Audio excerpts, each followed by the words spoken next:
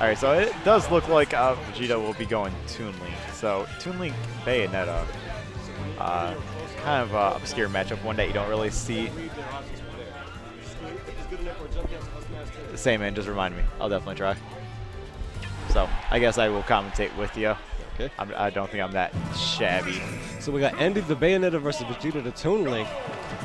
Yeah, Vegeta normally goes like, so this is kind of normally surprising. this is actually new. I have not seen him in so long, so this Toon Link is really new for me.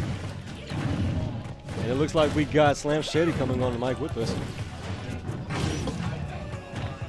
Early wish time, but didn't get the follow-up. What's up, guys? What's up, Slam? Yo, yo. Okay, so we got Toon Link versus Bayonetta.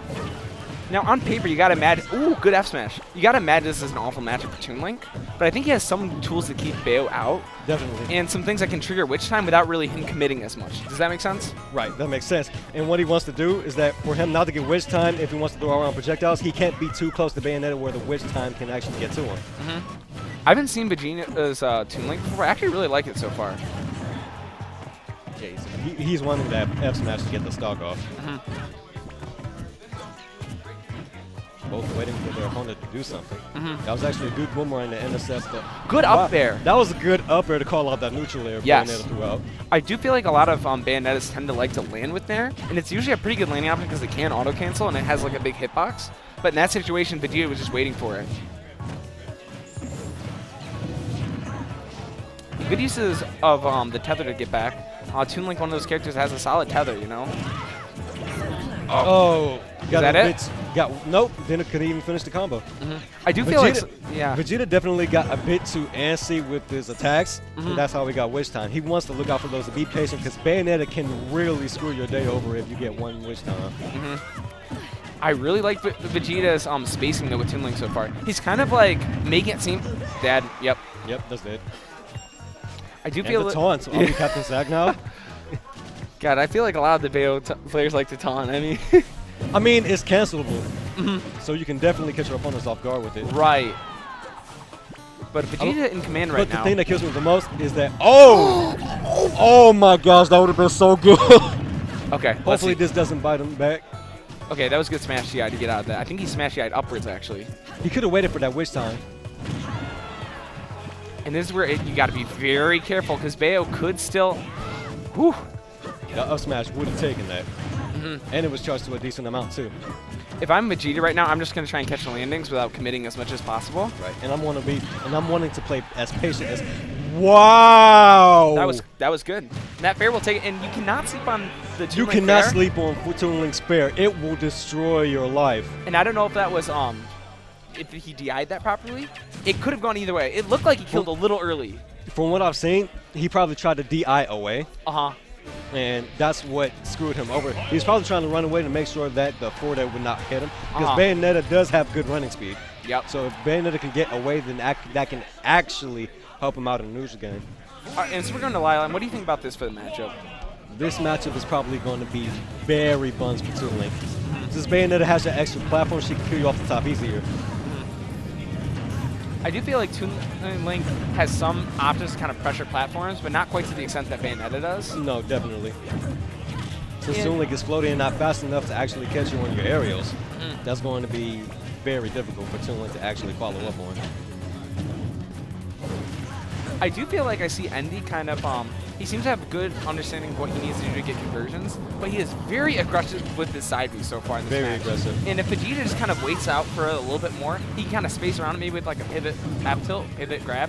What I've seen Toon Links do against Bayonetta is that they will leave bombs at the ledge and they will throw bombs in the air so that they can cover the high recovery and the recovery back to the stage. Oh my gosh, that's a kill. See, this is what I was talking about tri-platform stages. Yep. Bayonetta can get so much off them and kill you off the top at early percents. It's scary for sure. There are just more options for her to catch landings too. Definitely. Because they tilt so much that can actually help her bullet arts. Just like we're saying right now, she can actually just stay away.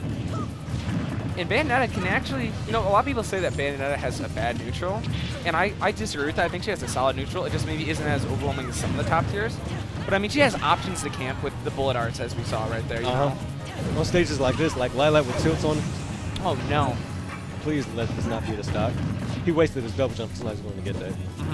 but we're living. And good patience there. You're just like, I'm just going to grab you. I've been noticing how you've been landing with the witch time, and I'm going to punch you for it. But then the other scary thing is, what if Endy is thinking about conditioning him with that, giving him a few free ones? Oh, another witch time. That'll take it. We're going to game 3, boys. If Toon Link was a bit heavier, he probably would have lived that. Because Toon Link is light.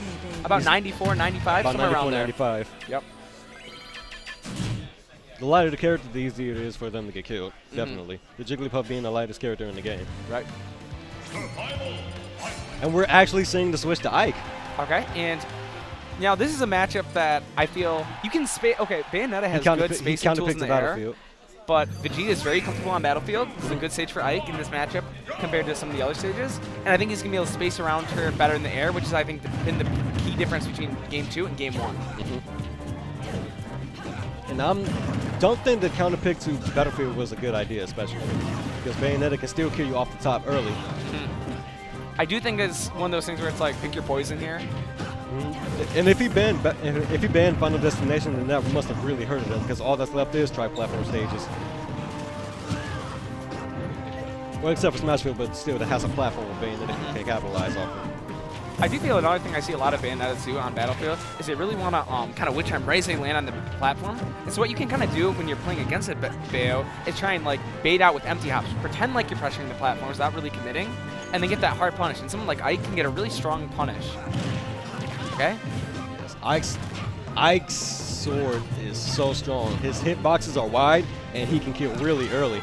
If you can actually get a good smash attack in, that would probably kill. Besides, see, his up air almost killed. And it seems like Vegeta is just capitalizing on every time he's on a platform. And see, he's waiting for that witch time. Definitely. And Endy has been using that wich time a lot in the platforms. And it's something I see a lot of the That up tilt killed. And the taunt. And the I taunts. respect that. We respect those. Oh, no. We died at those. This is a taunt war now. I think he did a taunt, but he may have canceled there. I can't guarantee anything, but I gotta see. Oh.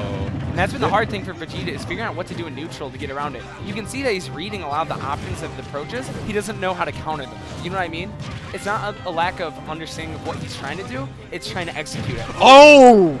My heart stopped for a second. Yeah. My heart stopped for a second. Back air is literally Ice's quickest move, and if he can actually space Bayonetta out with the back airs and try not to get waste time, that actually could be devastating. Okay.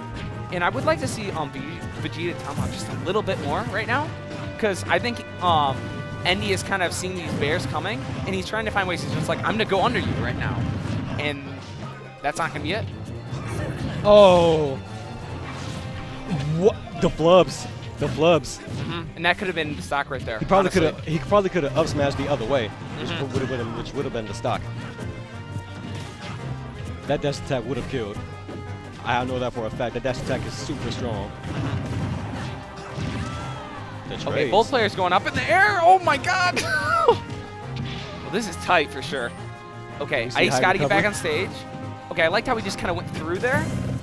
Didn't try and counter. That's it. The rollback got him. Yep. Vegeta reading the rollback and hit him with the dash attack. Yep. And Ike can capitalize off that so hard. He can just kind of chase after you and threaten with the dash attack. The dash attack. The dash attack. It's the dash attack that will kill you really early. And it's Vegeta clutching that out, but that was a good set. And Endy is pretty impressive so far from what I've seen. Endy did pretty impressive. Good job.